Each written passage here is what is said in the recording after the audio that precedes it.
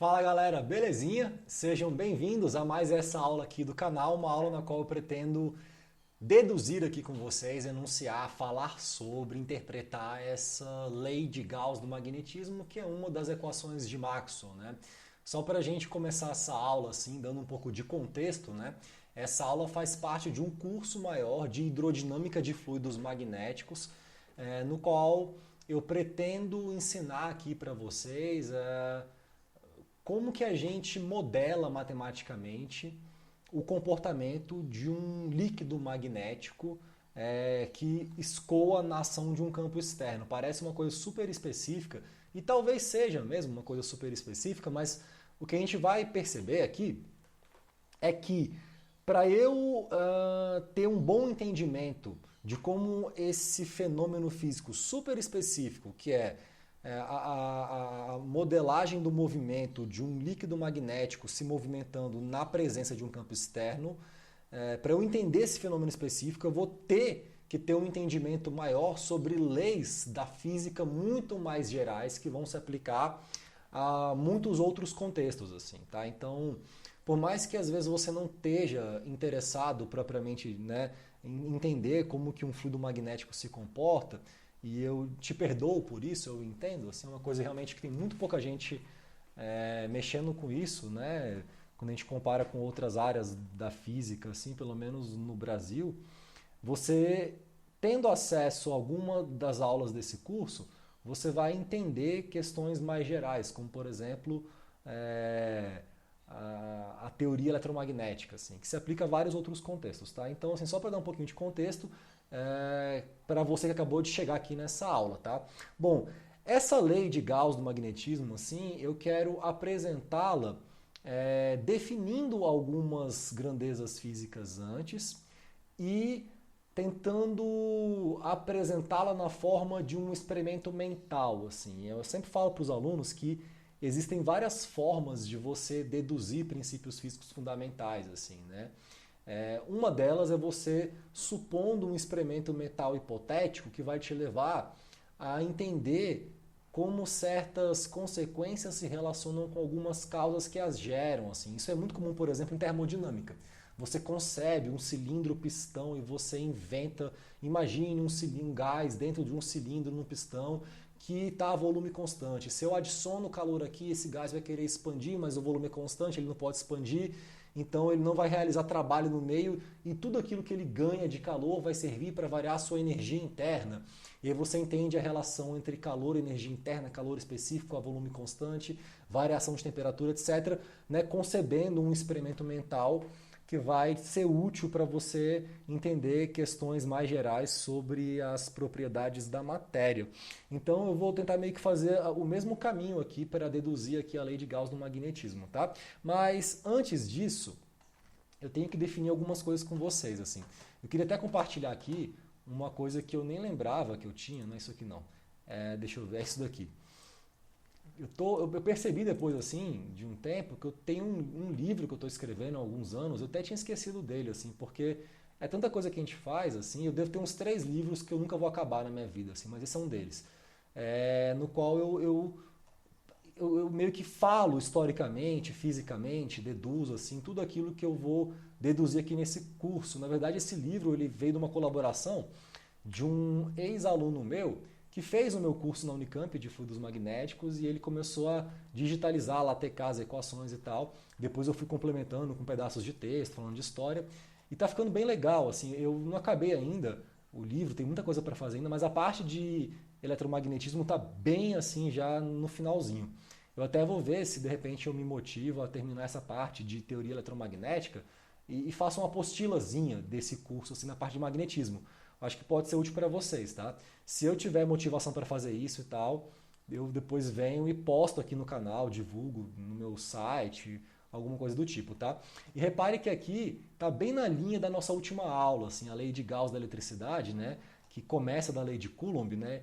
Eu começo aqui, ó, tá vendo? Tá bem naquela mesma linha da aula o que a gente tem aqui no livro, a comparação da gravitação com a lei de Coulomb. Então tá bem legal assim esse material que eu estou escrevendo e ele é bem assim filosófico. Eu comento a questão histórica, né? Tem uma parte aqui que eu faço um apanhado assim das datas em que Newton, Lagrange, Coulomb, Gauss foram publicando certas ideias que estão associadas à lei de Gauss da eletricidade. Então, assim, é um material legal que talvez fique pronto em algum momento, e se ficar pronto eu venho aqui e falo para vocês. Eu vou aproveitar e vou pegar algumas coisas que estão aqui nesse material para a gente começar a aula de hoje, que se propõe a enunciar, a deduzir a lei de Gauss do magnetismo. Tá? Vou seguir bem esse roteiro aqui, porque esse aqui está baseado no meu caderno. Eu tenho aqui, né, o meu caderninho, aula 4 do curso de fluidos magnéticos e tal, que é a mesma coisa que está aqui nesse PDF aqui que eu estou mostrando para vocês. Então eu vou pôr isso aqui no canto aqui da tela, na lateral, e vou tentar construir esses assuntos nessa lousa aqui, tá? Que está mais organizada.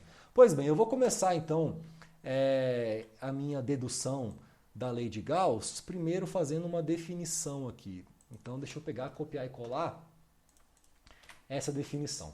E a definição fala o seguinte, que um ímã permanente, todo mundo aqui já brincou com ímã permanente assim, ele gera um campo magnético que eu vou chamar de H. Então, H vai ser a simbologia, a letra que eu vou utilizar para me referir ao campo aplicado. Tá? Caso esse campo seja aplicado sobre um material, qualquer material que não seja, né, exceto o vácuo, que não é material nenhum, esse meio ele vai se polarizar, inclusive está escrito polariza, está errado aqui, ó, essa palavra, polariza. Depois tem que corrigir aqui meu livro. O meio se polariza na presença do campo e adquire uma magnetização M. Então você aplica um ímã em cima de um material, assim, vai acontecer alguma coisa ali, né, nessa interação do campo aplicado com a matéria, os átomos que estão no interior desse material, que vai fazer com que esse material se magnetize em algum nível. É claro que ele pode ser muito pouco magnético, esse cara pode ser tipo imperceptível, ou ele pode ser bastante responsivo, tá? Materiais, né, que a gente chama de ferromagnéticos são muito responsivos à aplicação de um campo, assim, né? Enfim, a gente tem vários tipos de materiais magnéticos, esse é um outro assunto, tá? Se eu somo o efeito do campo que eu aplico com o tanto que o material responde se polarizando a essa aplicação do campo, essa soma ela vai estar associada ao que a gente chama de campo induzido. Então, deixa eu pegar aqui a minha lousa, a minha mesa digitalizadora, para a gente colocar isso daqui em termos de uma equação matemática que vai ser muito útil para a gente. Tá? Em termos matemáticos, o que eu estou falando é o seguinte, que o campo induzido, que eu vou chamar de B, que é um campo vetorial, ele vai estar associado a menos de uma constante μ0, a soma do tanto que o material se magnetiza mais o tanto que você aplica ali de campo. Então esse cara aqui tem a ver com campo aplicado, vamos pôr aqui numa letrinha menor, acho que uma letra 12 é suficiente. E vamos pôr uma letrinha times, que é uma letra mais bonitinha. Então esse cara aqui seria o meu campo aplicado. Aquilo que o ímã gera. Esse cara aqui, vamos colocar em azul para ficar tudo da mesma cor. Ele é a magnetização, que também é um campo vetorial, está associado à resposta do material, né, sob a ação de um campo magnético. E esse cara aqui, o Bzão, ele é o tal do campo induzido. Deixa eu pôr aqui. Campo induzido. Em muitos materiais, assim, se a gente vai traçar uma curva, né, de como eles vão respondendo à ação do campo, uma curva típica, assim, tem essa cara aqui, uma curva típica. Deixa eu desenhar para vocês, só para a gente discutir aqui alguns conceitos. Se eu traço uma curva de M em função de H, uma curva bem típica assim, aqui H, que é o campo que eu aplico, estou pondo já em módulo aqui, M, esse cara tem um comportamento que é mais ou menos assim, geralmente. Ele sobe meio que reto, depois ele dá uma coisa assim, sei lá, uma curvinha assim. Então vai ter uma zona aqui, no começo do gráfico, que a resposta é linear, que é meio que uma reta, né? Se eu pegar uma retinha aqui, ó, e traçar, você vai ter essa resposta meio que linear aqui no começo, assim, né? Que é bastante comum. Baseado nessa ideia, tem alguns modelos, né, que propõem que eu possa ter uma resposta entre M e H linear. Né? Isso aqui seria um modelo de um material que a gente chama de superparamagnético. Tá? Isso aqui tem a ver com materiais superparamagnéticos. São esses materiais que têm uma resposta linear entre M e H. No contexto de fluidos magnéticos, isso seria eu assumir que a resposta magnética das partículas magnéticas dentro do fluido, ela é meio que instantânea. Eu aplico o campo, elas rapidamente, né, se orientam. Por mais que essas partículas estejam imersas em um campo de um escoamento e possam girar e tal, porque tem a vorticidade do escoamento que, né, perturba essa orientação, se rapidamente as partículas sempre voltam quase que instantaneamente a se alinharem na direção do campo, eu estaria lidando com um fluido superparamagnético. Seria uma hipótese bem significativa, assim.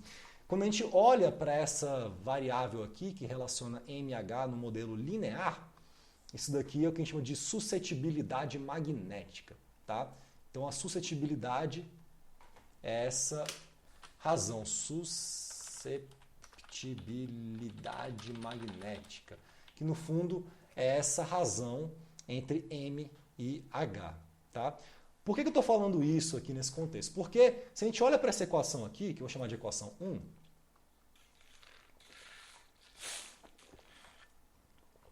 equação 1, e a gente olha para a equação 2, seria essa daqui, vamos pôr isso aqui, se eu taco 2 em 1, eu teria uma equação que me falaria o seguinte, que o campo induzido para o material superparamagnético, ele vai ser μ0, 1 mais Q, H. Esse cara poderia ser uma constante? Poderia ser, né, num contexto aproximativo, ideal, enfim. De tal sorte que se eu estivesse lidando, por exemplo, com material desse tipo, o meu campo vetorial de indução magnética, campo induzido, ele seria colinear com o meu campo aplicado. Eles estariam sempre alinhados, assim. Por conta dessa possibilidade, assim, é muito comum você encontrar em alguns livros de física a galera chamando o B de campo magnético só. Né? Como se fosse o H. Porque às vezes a resposta do meio está meio que na mesma direção. Assim. Então, a menos uma constante, esses caras são vetorialmente iguais, só muda a intensidade, as constantes que multiplicam ali. É importante que a gente tenha muito claro em mente que num contexto de fluidos magnéticos, esses caras são diferentes, tá? Eles não são iguais, assim.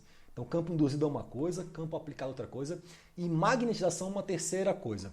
O que você vai observar ao longo desse curso aqui é que a grandeza mais importante magnética num contexto de fluido magnético responsável pelo acoplamento entre o magnetismo e a hidrodinâmica, véio, é esse cara aqui, ó, o M. Esse cara aqui é fundamental, assim.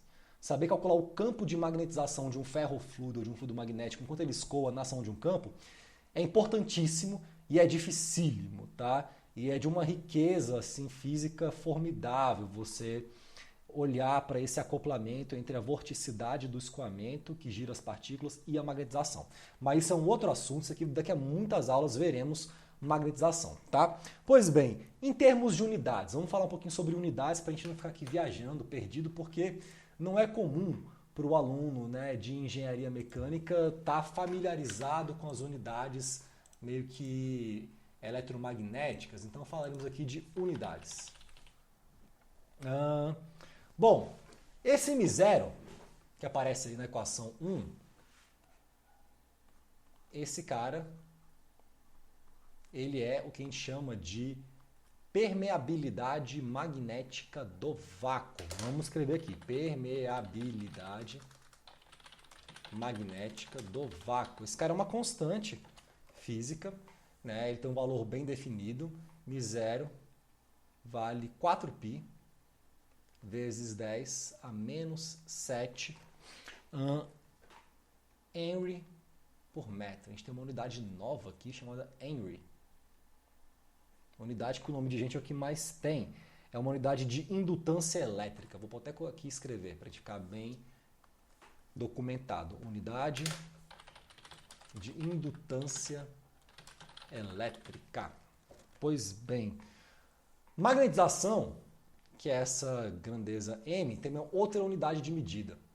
Esse cara aqui, o M, que a gente sabe que é a tal da magnetização. Vamos pôr aqui, magnetização. Ele vai ter uma unidade de ampere por metro. Enquanto campo aplicado, vamos pôr aqui de vermelho, o H, que é o meu campinho aplicado, ele também tem a mesma unidade de magnetização. Também é ampere por metro. Agora, como a gente tem ali o campo induzido, né, aqui o B na equação 1, que vai estar associado a uma constante física, a permeabilidade magnética do vácuo, que tem uma unidade toda específica, Henry por metro, e mH é ampere por metro, a gente teria, sei lá, Henry vezes ampere por metro quadrado. A essa unidade a gente batiza, dá o nome para ela de Tesla, né?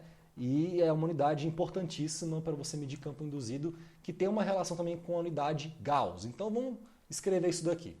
Tá? O meu B, vou pôr vermelhinho para ficar bonitinho, que é o meu campo induzido, só pela didática, pela organização, campo induzido. Esse cara, ele tem uma unidade que vai ser aqui, seria Henry vezes ampere por metro quadrado. Se você explora isso aqui melhor, porque é interessante, a gente consegue abrir essas unidades em termos de outras unidades. Tá? Se a gente olha para a equação 1, né, μ0 vezes m, eu teria uma unidade para esse cara que seria Henry vezes ampere por metro quadrado. Agora, essa unidade Henry, vamos explorar um pouquinho melhor. Ela também pode ser aberta, decomposta em termos de outras unidades. O Henry é volt vezes segundo por ampere. De tal sorte que o meu B, esse aqui que H, na verdade, aqui é de Henry, não é do campo aplicado não, tá? Então, a unidade Henry, estou falando de unidade aqui, é volt vezes segundo por ampere. Se eu uso isso aqui, né, na unidade de campo induzido, esse cara teria uma unidade de volt vezes segundo vezes ampere por ampere vezes metro quadrado. Então, corta. Então, volt segundo por metro quadrado. Isso daqui a gente chama de Tesla. Então, é a unidade Tesla. 1 Tesla é igual a 1 volt segundo por metro quadrado, tá? Só para a gente ter noção, assim, 1 Tesla é um campo muito grande. A gente tem uma outra unidade também que a gente deriva em função do Tesla, que é o Gauss. 1 Tesla, a gente define que são 10.000 Gauss. Tá? É outra unidade de campo induzido. É muito comum quando você vai comprar um dispositivo que meça campo induzido, né, chamar esse cara de gaussímetro. É um cara que mede campo induzido, ele mede em Gauss. Tá? E existe uma conversão. 1 Tesla é um campo muito forte ali, viu? É brutal, assim. Tá? Só para você ter noção, assim, em termos de ordem de magnitude, o campo magnético da Terra ele é aproximadamente 0,7 Gauss, não é nem 1 Gauss. E esse campo ele é forte o suficiente para proteger a gente de tempestades solares, né? Dessa parcela da radiação solar que é nociva a nós seres vivos aqui da Terra, porque ela interage com as nossas células ali, né, numa certa frequência que pode provocar mutações e câncer. E a gente está protegido disso por essa blindagem magnética que é o campo da Terra. E esse campo é de menos de 1 Gauss. Então um Tesla, que é 10.000 Gauss, é um campo muito forte. Tá? Essa parte inicial aqui, definições de quantidades do magnetismo que vão aparecer, que vão brotar, que vão pintar na lei de Gauss do magnetismo, tá? Que é uma lei que está associada ao campo B. É uma equação matemática que vai aparecer em termos de B. Bom, agora eu queria começar a discutir com vocês questões mais filosóficas, né, que estão associadas a uma diferença fundamental entre a qualidade da matéria do ponto de vista elétrico e magnético, né? A gente sabe, né, que a matéria é composta por átomos. Esses átomos são compostos por partículas subatômicas eletricamente carregadas. Tem um núcleo positivo, tem uma nuvem orbital negativa. Então existe carga elétrica na matéria naturalmente, assim. E a gente sabe já, a gente viu na aula passada, que as cargas positivas e negativas, elas podem coexistir numa boa, cada uma ali na sua, individualmente. Eu tenho monopolos elétricos numa boa, numa suave.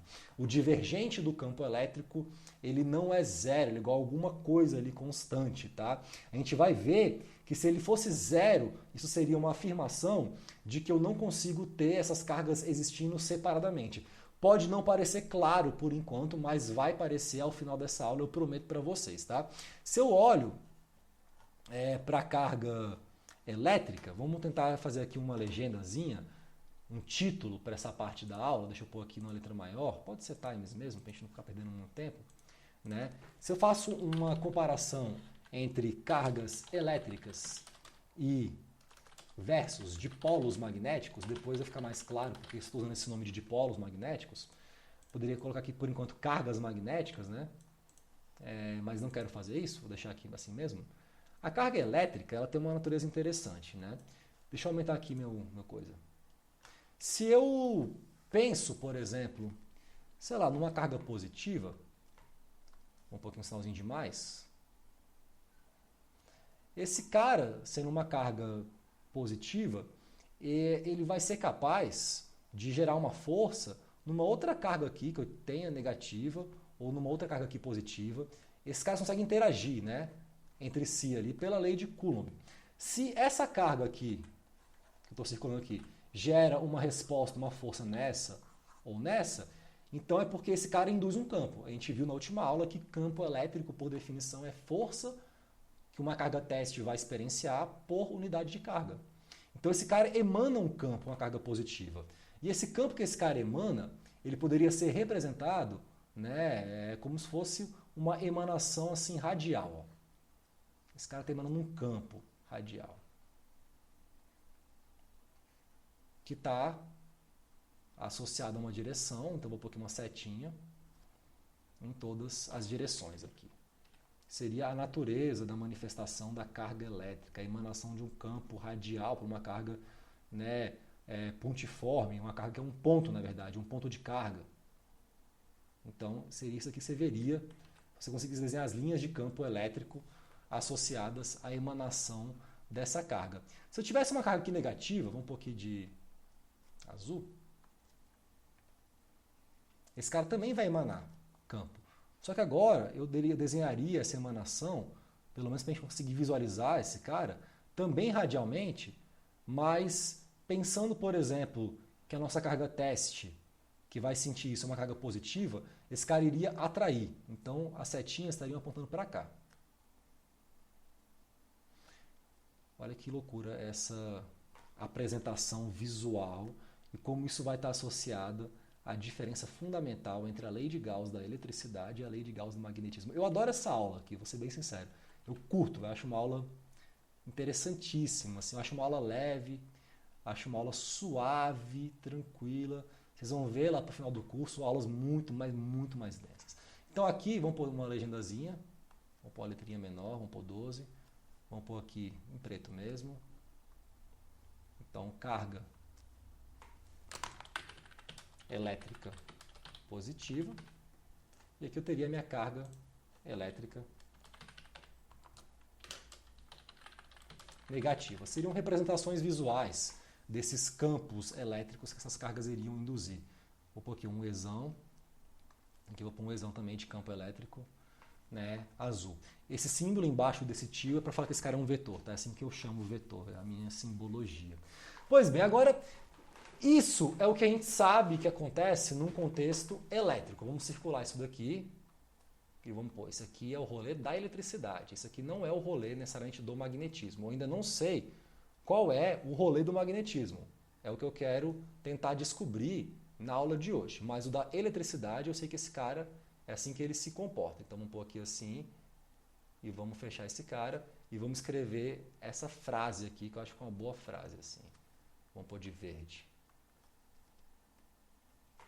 Esse é o rolê da eletricidade. Beleza, assim que ela se comporta. Essas cargas elas coexistem separadamente, elas não estão amarradas, presas umas às outras.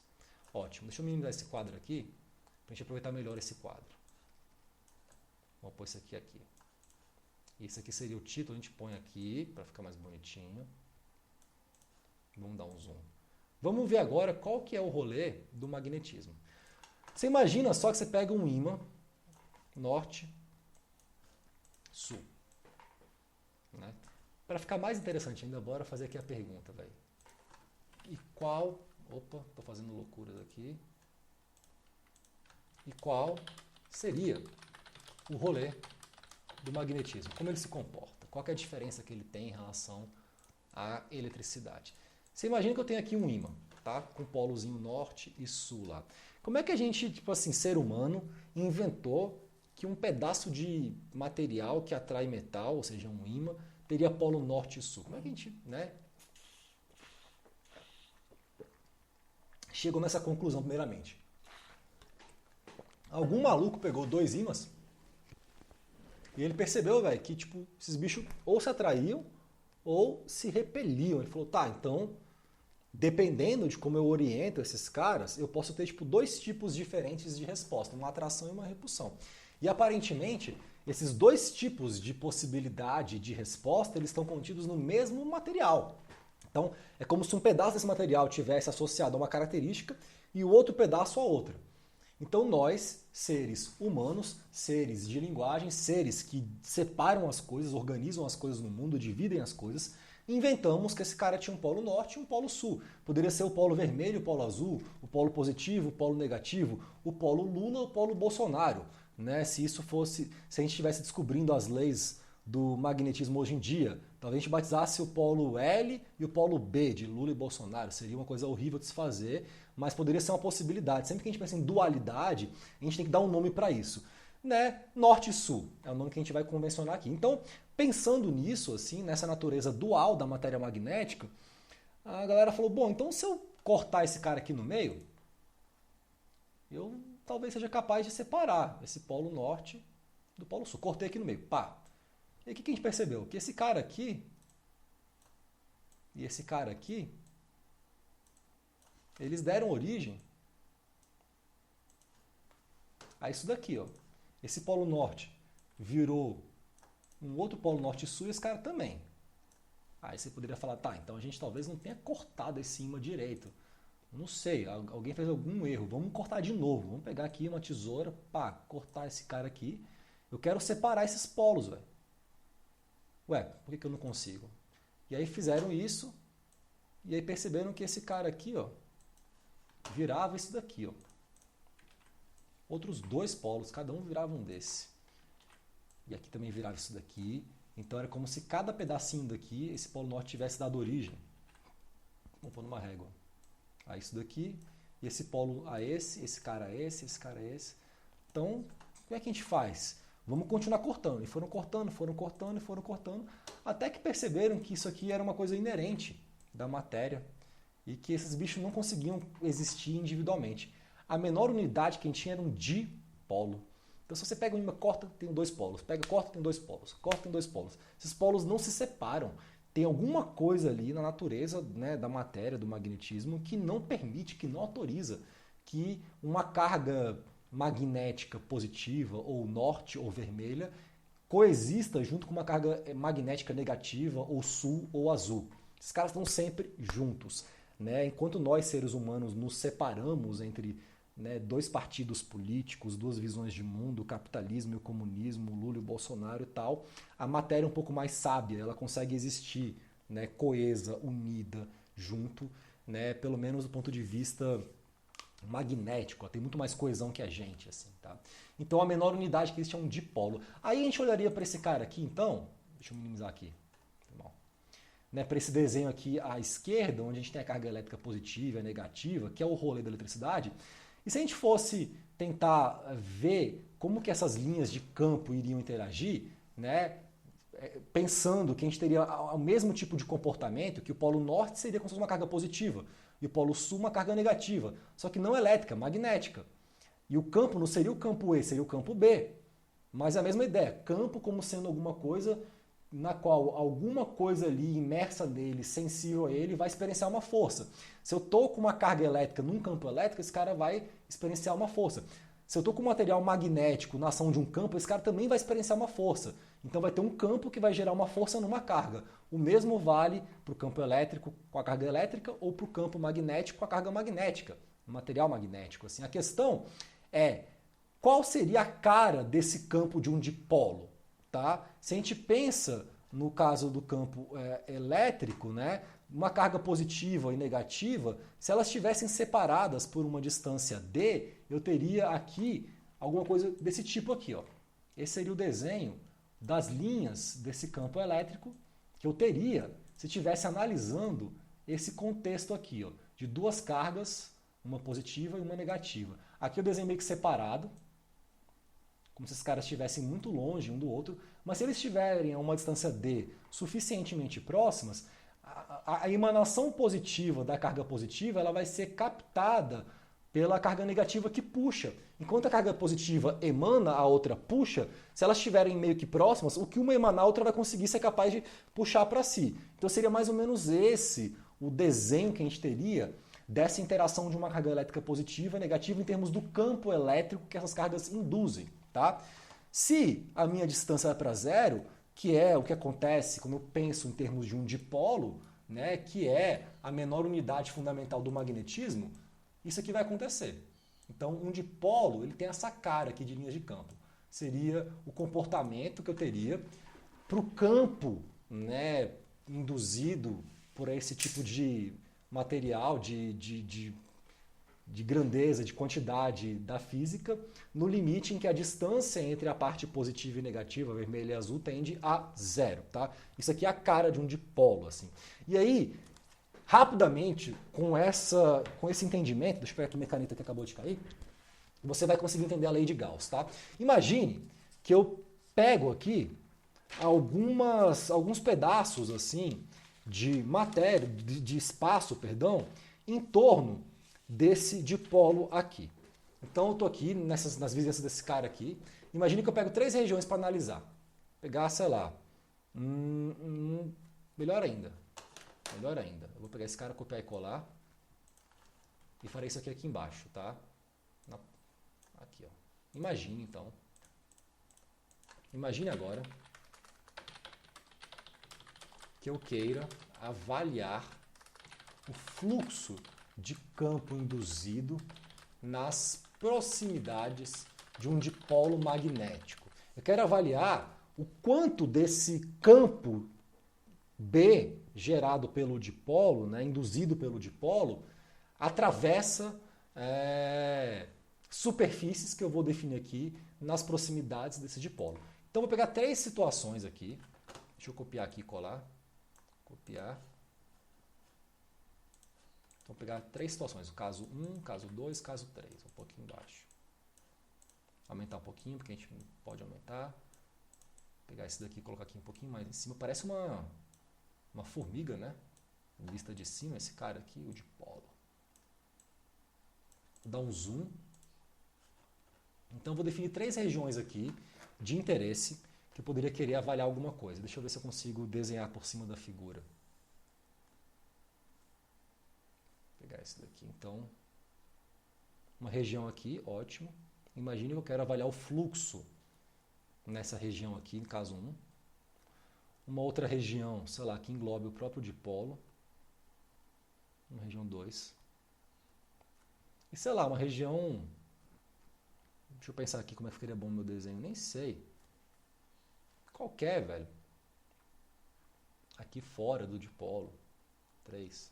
Estou pegando regiões aleatórias do espaço que estejam ali nas proximidades. Se eu olho para a região 1, velho, né, repare que tem essa linha aqui, ela não vem do nada, ela está entrando por aqui por cima. Ó. Deixa eu dar um pouquinho de preto. Aumentar ainda mais o zoom. Ela está tipo entrando aqui por cima. Melhor. Vou pôr um pouco assim. Está vindo daqui, né? E aí, ou seja, está entrando aqui um pouco de campo e está saindo aqui.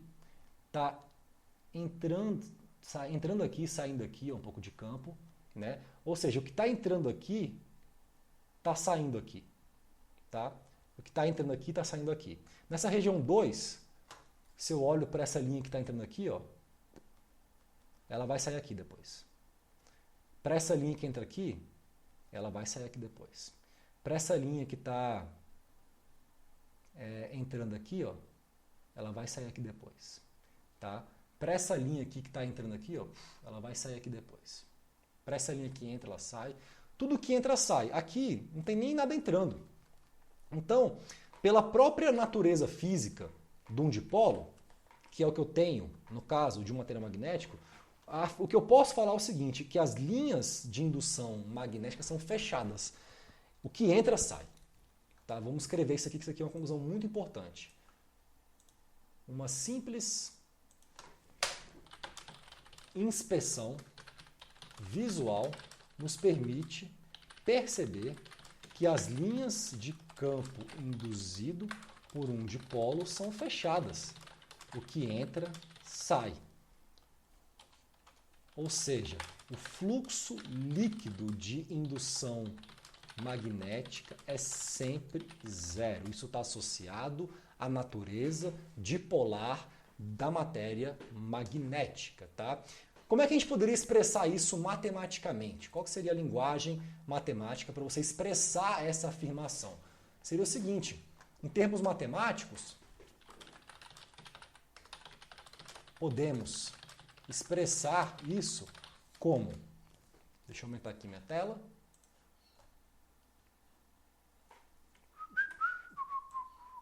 minimizar aqui,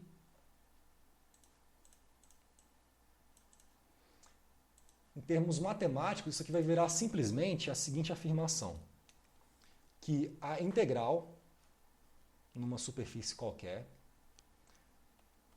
do meu fluxo de indução magnética é zero. Que tipo de integral seria isso? Tá? Se eu fosse ser preciso, mesmo assim, essa integral em S, na verdade, é uma integral que a gente chama de integral de linha de segunda espécie em S. É a integral em torno de uma casca. Né? Imagine que eu tenho, sei lá, tipo, é difícil desenhar isso porque eu sou ruim de desenho. Deixa eu ver se eu tenho algum tipo de desenho aqui no meu computador mais adequado. Geralmente, é um desenho que eu até brinco, né, com os meus colegas da mecânica dos fluidos, que nos livros que a gente tem, assim, que tentam deduzir matematicamente esses fluxos, seria o desenho da batata. Deixa eu ver se eu acho isso daqui no meu livro. Se não achar, a gente desenha aqui meio que na história mesmo. Só para ficar mais claro, eu acho que eu não vou ter isso aqui não desenhado. Pelo menos não assim fácil, tá? Seria o seguinte, velho. Se eu pego, vamos pôr aqui uma letra mais grossa assim, um volume qualquer, V, imagina que isso aqui é um volume, né? O S, deixa eu tentar pôr uma letrinha, uma coisinha mais pontilhadinha aqui. Seria essa cascazinha, esse aqui seria um vetor N, aqui seria um elemento ds, um diferencial de superfície, seria a casca que envolve esse volume. É mais fácil eu usar uma coisa real, né? 3D, assim, não sei desenhar isso, né? Então isso aqui é um volume, uma integral em S é uma integral em toda essa casca que circunda esse volume, que é meu porta-óculos, tá? Então, se eu integro todo o fluxo que entra e sai nessa superfície, nessa casca que envolve qualquer tipo de volume do espaço, a projeção desse vetor normal na superfície, integrada na superfície inteira, é sempre zero. O que entra, sai. É isso que eu estaria falando. Quando você olha para essa equação aqui, vou te dar uma grande notícia. Isso aqui já é a lei de Gauss do magnetismo expressa em linguagem, em notação integral. É a versão integral da lei de Gauss do magnetismo, tá? Então, eu vou apagar isso daqui, era só para falar que, na verdade, essa integral que eu ponho só um símbolo simples, uma integral em S embaixo, é uma compactação de nomenclatura, assim. Eu estou compactando, tá, a simbologia para ficar mais simples, tá? Isso aqui já seria a versão integral da lei de Gauss do magnetismo. Para eu chegar na versão diferencial, ela é muito, muito simples. Eu faria simplesmente o seguinte. Vamos pôr aqui um número, né, para essa equação, porque eu já andei dando um número para algumas equações que vieram antes. 1, 2, isso aqui vai ser a 3, tá? Então essa aqui é a equação 3. Para eu chegar na versão diferencial, eu vou usar aqui uma metodologia, um approach, um recurso que a gente usa tipo, o tempo inteiro, sempre que a gente está tipo, fazendo essa conversão de um certo princípio físico da sua formulação integral para a sua formulação local ou diferencial. Eu vou aplicar aqui o teorema da divergência. Então, TD, teorema da divergência, de tal sorte que a minha integral em S de B escalar N ds passa a ser uma integral no volume V inteiro do divergente do campo B, dV. Esse cara aqui é zero. E se esse meio é meio contínuo e a integral em todo esse volume do seu divergente é zero, então esse divergente ele é nulo em todo o volume. Pronto. Isso aqui a gente chama de teorema da localização, essa passagem aqui. Tá? Isso aqui seria já a versão diferencial da lei de Gauss do magnetismo. Pronto, temos mais uma equação de Maxwell. E aí olha que interessante, né? O fato do campo de indução magnética ser um campo de divergente nulo, a gente chama esses campos de divergente nulo de campos solenoidais, né? Porque tem essa cara de superfícies fechadas, solenoides. O fato desse div ser zero significa que eu não consigo ter na natureza monopolos magnéticos sozinhos, solitários, separados. Né? A menor unidade magnética é um dipolo, porque o dipolo é essa grandeza física que gera linhas de campo fechadas em si mesmas. O positivo manda e já o próprio negativo que está no material já puxa, de tal sorte que essas linhas fechadas vão estar sempre associadas a um fluxo líquido zero desse campo que elas induzem, e isso é sempre representado matematicamente, ou na sua versão integral, em termos de uma integral de superfície que computa fluxos projetados, né, na direção normal sendo nulo, ou em termos de uma versão diferencial, através da afirmação de que esse campo B é um campo solenoidal, ou um campo de divergente nulo. Ótimo. Você lembra que a lei de Gauss da eletricidade era div de E igual a alguma coisa, não era zero. Tinha ali uma densidade de carga elétrica, né, a permissividade elétrica do vácuo, era não nulo. Ou seja, o fato do divergente do campo elétrico não ser zero, ser alguma coisa finita, não nula, é o equivalente ao afirmar que, do ponto de vista físico, cargas elétricas existem separadamente, em termos de seus monopolos. O positivo está aqui, o negativo está aqui, esses caras coexistem sem tretar e sem se agrupar. No caso magnético, não. Eu não consigo separar. Eu corto o ímã, tem o norte e sul. Corto o ímã, tem o norte e sul. Corto o ímã, tem o norte e sul. Dipolo, dois polos, né? Campos, linhas fechadas de indução. Campo induzido, solenoidal, divergente nulo. É isso que afirma a lei de Gauss do magnetismo. Então eu tenho duas leis, uma para a eletricidade, uma para o magnetismo, né, que estão afirmando questões assim fundamentais a respeito da natureza eletromagnética da matéria, e elas são expressas assim de maneiras muito semelhantes por meio dessas duas leis. É interessante, né, que eu falei de natureza eletromagnética da matéria, e a luz é uma onda eletromagnética. Eu estou usando essa camisa aqui hoje do Pink Floyd, né, que mostra uma questão interessantíssima sobre a natureza da luz, essa coisa contínua que pode ser separada por meio de um prisma em termos de suas parcelas, assim, né? A ótica, que está associado bastante à questão da luz, também tem a ver com o eletromagnetismo. Não são áreas que estão assim tão longe quanto parecem, não, tá? Pelo fato da luz poder ser passível de uma interpretação como uma onda eletromagnética, assim, né? Que se movimenta assim no meio. Enfim, comentei isso porque lembrei aqui agora, olhando para essas equações, para minha camisa aqui no reflexo da tela. Pessoal, só para a gente finalizar essa aula de hoje, assim, para, né, deixar a coisa sempre com contexto, eu estou aqui deduzindo essas equações, né, tipo de Maxwell e tal, pensando na aplicação delas para o contexto de fluido magnético, assim, né? E aí eu queria mostrar um videozinho que eu tenho aqui, que eu fiz de uma simulação das minhas partículas magnéticas dentro de um fluido magnético.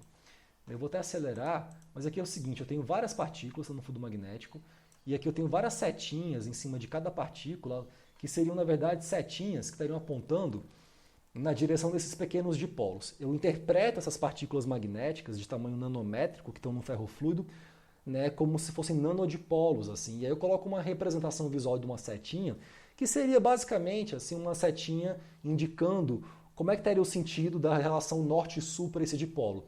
Agora, como essas partículas podem girar, porque elas estão imersas no fluido, né, tem um campo que eu aplico e tal, esses dipolos podem girar ao longo do tempo, assim. Então, isso aqui é uma animação que eu fiz, de uma simulação que eu acho que tem, sei lá, 1000 partículas, 2000, não sei, não contei assim, mas não lembro agora também, fiz há muito tempo, usando um código que eu escrevi na minha tese de doutorado, de dinâmica de Langevin, em que eu mostro como essas partículas se orientam na direção de um campo, né, para você ter uma noção visual de como esse material magnético responde a essa aplicação. E olha que interessante, elas estão inicialmente cada uma numa direção, eu vou aplicar aqui um campo na direção Z e olha o que vai acontecer. Elas rapidamente se alinham, ó, tá aqui, se alinham, e começam a formar estruturas ao longo do processo de evolução temporal. Então aqui numa aceleração elas começam assim, rapidamente se alinham e começam a formar cadeias, chains, que a gente chama, agregados anisotrópicos, na direção de um campo aplicado. Depois de um certo tempo de simulação tem essa configuração aqui da minha microestrutura. Então olha como que a microestrutura do material responde à ação de um campo. Isso daqui seria a simulação de um ponto de um fluido magnético em repouso. É isso que eu estou simulando. Assim. Como que essas partículas vão se orientar se eu aplicar um campo externo. Com isso, você percebe já rapidamente que a questão da magnetização vai ser fundamental num contexto de fluidos magnéticos. Essa resposta do material à ação de um campo, que está associada à magnetização, ela vai estar também associada a como essas partículas interagem entre si, como elas se agregam, formam cadeias, como que elas respondem à ação de um campo. Então aqui vai ficar muito claro, né, como o macro vai estar linkado com o micro. Magnetização, lembrando, é uma quantidade que já aparece aqui nessa primeira equação da aula de hoje, esse mzinho aqui.